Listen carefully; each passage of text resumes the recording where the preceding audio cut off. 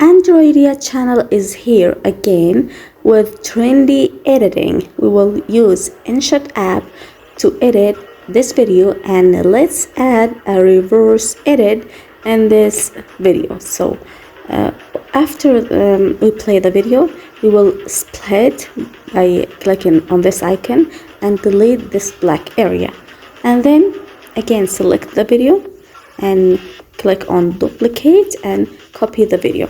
After that, select the video that you copied, the last video, and reverse it. Play the video.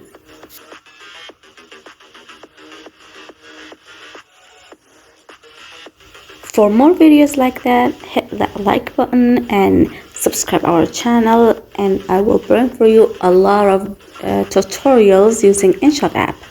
Thanks for watching.